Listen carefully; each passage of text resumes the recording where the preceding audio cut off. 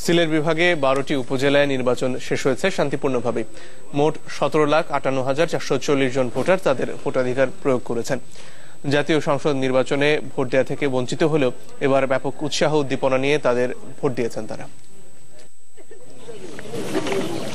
ভোর না হতেই মেঠোপথ মাড়িয়ে কেন্দ্রে উপস্থিত সিলেটের বিশ্বনাথ উপজেলার রামধানা কেন্দ্রের ভোটাররা।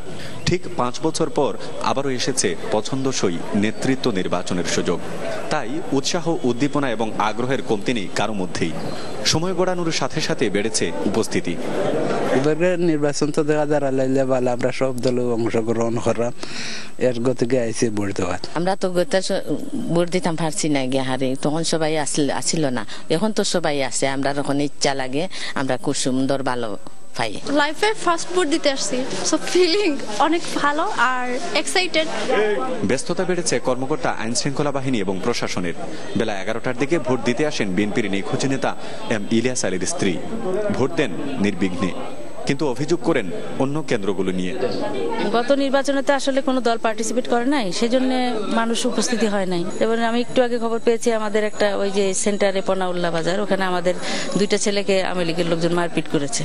এখন তো আসলে কোথায়, এখন রিমোট এরিয়া, তো কোথায় কি হচ্ছে সব ধরনের খবর তো এখনো পাই নাই। ভোটকে কেন্দ্র করে নতুন সাজে বিশ্বনাথের সদর এলাকাও। উপজেলার 74টি কেন্দ্রের 48টি ঝুঁকিপূর্ণ থাকলেও শেষ পর্যন্ত ঘটেনি অপ্রীতিকর কোনো ঘটনা। সকাল থেকেই ভোট পড়েছে স্বাভাবিক গতিতে, আর তাই ফলাফল যাই হোক মেনে নেয়ার মানসিকতায় প্রস্তুত প্রায় সব দলের প্রার্থী। গত রাত্রে হঠাৎ করে বহু লোক বাইরে থেকে আসছে এবং বিভিন্ন সেন্টারে মরাদ দিয়েছে আনসিন জামাত ইসলামের পক্ষে, এবং গত রাত্রে প্রচুর পয়সা লেনদেন করছে। শান্তিপূর্ণভাবে যদি ভোট গ্রহণ হয় অবশ্যই ফলাফল মানে নিব, কারণ এখানে আমার পরাজিত হওয়ার কোনো প্রশ্নই আসে না। কারণ এখানে আমাদের এখানে 70 থেকে 80% মানুষ বিএনপি করে। গত জাতীয় সংসদ নির্বাচনে অত্র অঞ্চলের ভোট কেন্দ্রগুলো অনেকটা ফাঁকা থাকলেও এই উপজেলা নির্বাচনে সেটি কিন্তু পরিলক্ষিত হয়নি।